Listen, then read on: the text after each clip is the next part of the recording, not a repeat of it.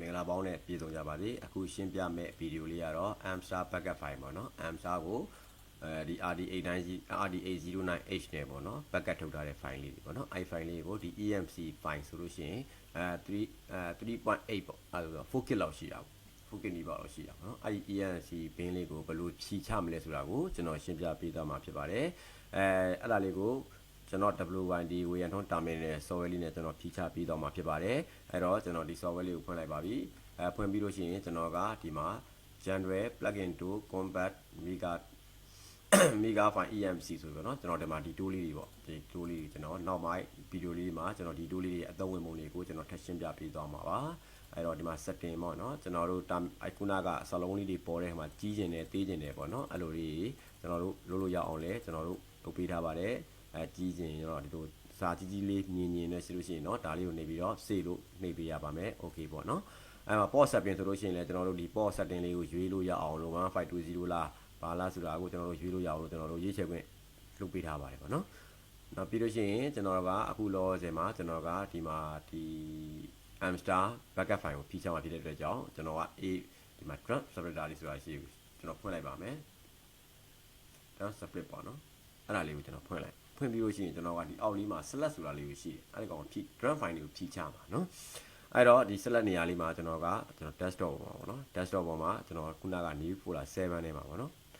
new folder 7ထဲမှာကျွန်တော်တို့ဒါ RD809H နဲ့ backup လုပ်ထားတဲ့ 3gig file လေးကိုကျွန်တော်တစ်ချက်နှိပ်ပေးလိုက်ပါနှိပ်ပေးပြီး open ပေါ့ open နှိပ်ပြီးလို့ရှိရင်ကျွန်တော်ကဒီမှာ splitting ဆိုတာလေးရှိတယ် splitting လေးကိုတစ်ချက်နှိပ်ပေးလိုက်တာနဲ့ကျွန်တော်တို့ဖြီးချနေပါပြီအဲ့ဒီ file ကဘယ်ကိုရောက်သွားလဲဆိုတော့ဒီ WYD လေးကိုဖွင့်ပြီးတော့ open file location ကိုတစ်ချက်နှိပ်ပေးပါနှိပ်ပေးလို့ရှိရင်အပေါ်ဆုံးမှာ separate ဆိုတာလေးရှိပါတယ်เนาะအဲ့ separate file ထဲမှာကျွန်တော်တို့ခုနဖြီးချနေတဲ့ဟာလေးတွေကဒီထဲကိုရောက်နေပါပြီเนาะအဲဒီထဲမှာအကုန်ဖြီးချပါမယ်ပေါ့เนาะအခုဒါဖြီးနေပြီပေါ့เนาะဒါ4K လောက်ရှိတဲ့ EMC backup file ကိုကျွန်တော်တို့ဖြီးနေပြီပေါ့เนาะဒါဖြီးချနေပါပြီကျွန်တော်တို့ဒီ Amstar GUI2 နဲ့ဖြီးချတာက update file တွေကိုဖြီးချတယ်update file တွေကိုဖြီးချရင်လည်းဒီလိုမျိုးလေးပဲထွက်လာတယ်ကျွန်တော်အခုဒီ backup လုပ်ထားတဲ့ EMC ကိုလည်းဖြီးချတဲ့အချိန်မှာဒီလိုမျိုးလေးပဲထွက်လာတယ်ပေါ့နော်ကျွန်တော်တို့ဒီ TV confirm file ဆိုလို့ရှိရင်ဒါလေးကိုတစ်ချက်နှိပ်ကြည့်လိုက်ပါပေါ့နော်အဲ့ဒါလို့ရှိရင်ဒီလိုမျိုး Buzero JPG ဒါဆိုလို့ရှိရင်ဒါ Samsung နဲ့ logo နဲ့ပေါ့နော်ဒါ Samsung နဲ့ဒီပုံကိုကျွန်တော် backup လုပ်ထားတဲ့ဟာလေးပေါ့နော်ဒါဆိုရင်မိမိတို့စိတ်ကြိုက် logo တွေပြောင်းလို့ရမယ်